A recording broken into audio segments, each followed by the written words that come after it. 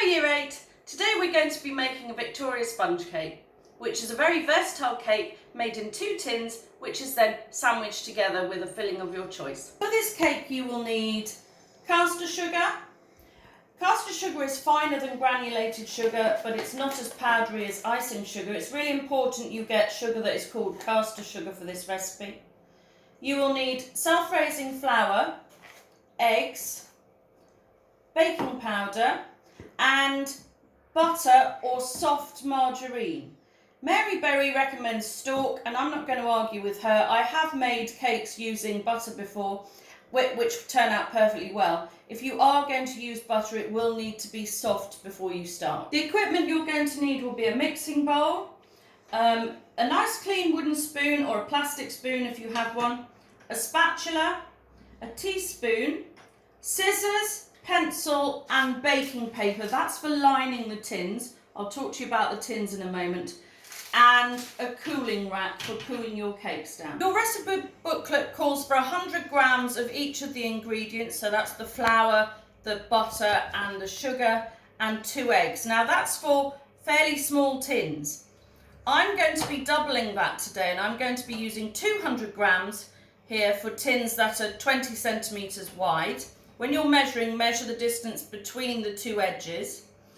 And this set of tins I want to show you, which are quite a lot shallower than my 20 centimetre ones, would be for a 3 egg mixture.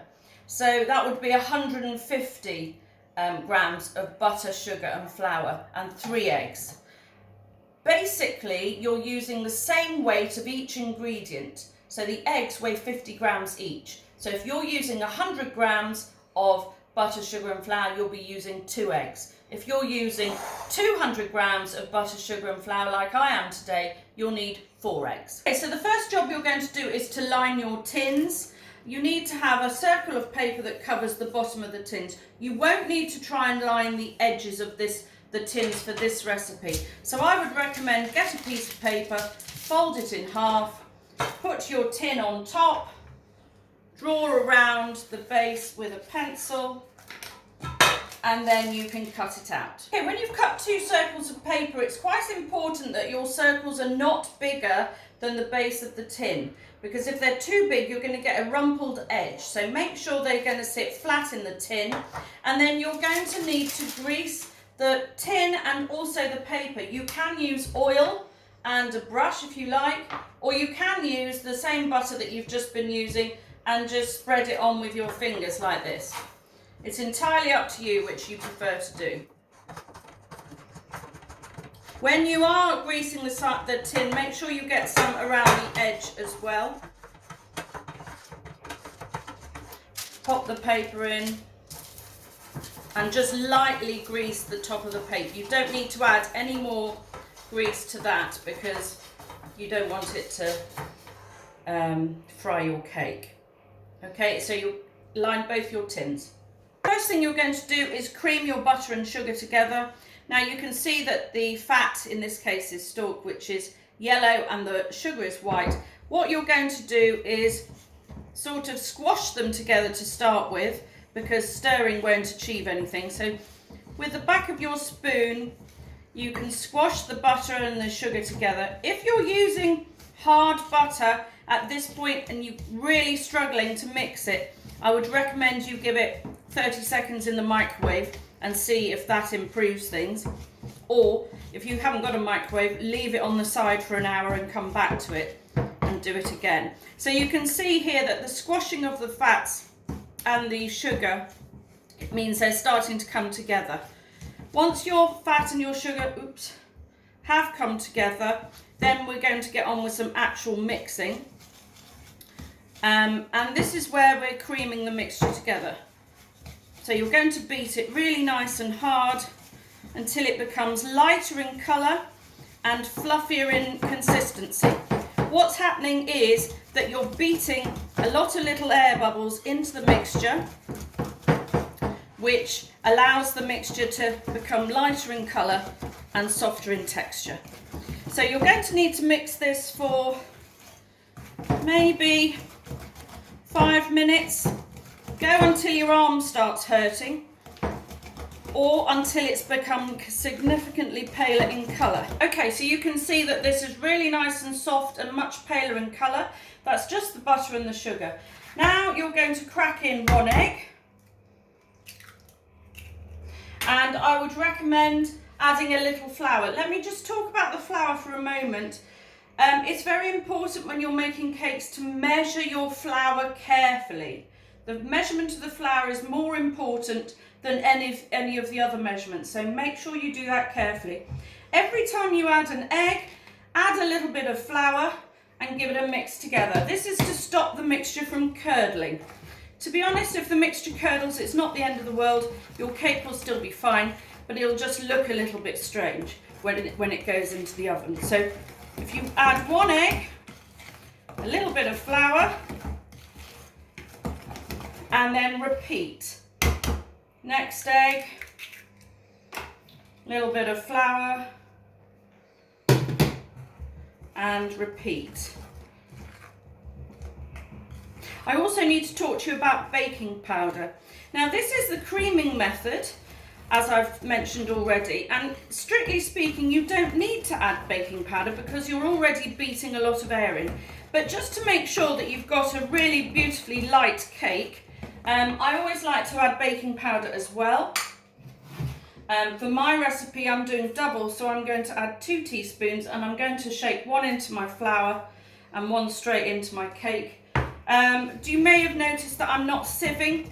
I never bother sieving flour for cakes. You can if you want to. I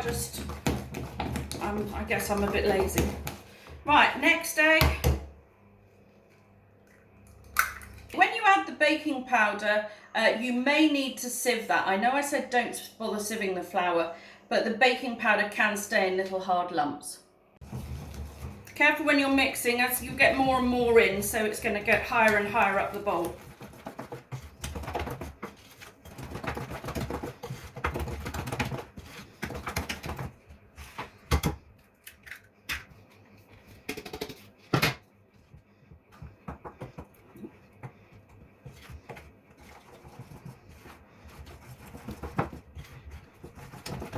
You might need to swap arms.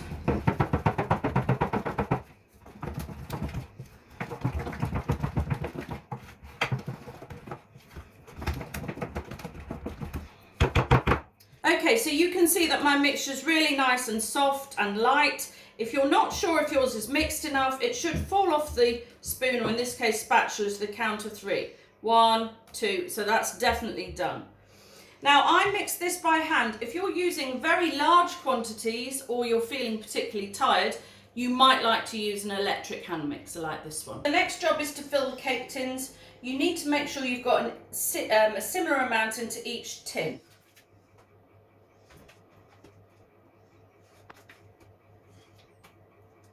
Use your spatula to get as much mixture out of the cake, out of the mixing bowl as you can. You don't want to wash up cake, we want to eat cake.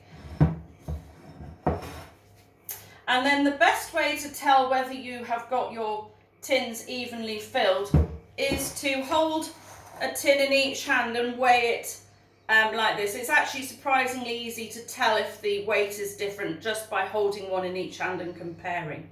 I just want to talk for a moment about other ingredients you can add to this recipe. You could have added vanilla essence or almond essence, mint essence. You could add cocoa powder if you want to make a chocolate cake. If you're going to add cocoa powder, I would add it a tablespoon per egg. So if you're per 2 eggs. So if you're doing a 2-egg recipe, you'll need a tablespoon of cocoa, and if you're doing a 4-egg recipe, you'll need 2 tablespoons.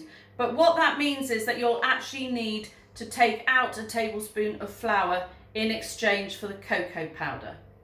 Now I just want to talk to you about evening your cake mixture. This is something that some people find surprisingly difficult to do. Start at the centre and just gently push to the edges. You can turn as you go.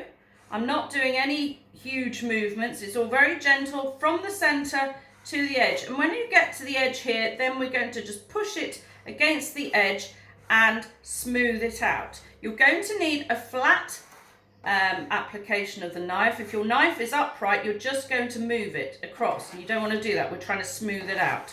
So with your knife nice and flat, keep turning until you've got your cake mixture nice and smooth. Now we don't want loads of cake mixture up the sides of the tin. So if you have got a lot of mixture up the sides of the tin, just go round with your finger and remove it. When you're putting your cakes in the oven, I would choose a middle shelf and I would put them side by side. One other thing to talk about is the oven temperature.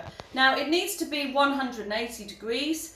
If your oven runs a little bit hot, like mine does, I have turned my temperature down a little bit. You'll probably need to ask somebody who does most of the baking at home to know whether it's running hot or not. You don't want to burn the cake, and you don't want the edges of the cake to get too hard either, because they've been in an oven that's too hot.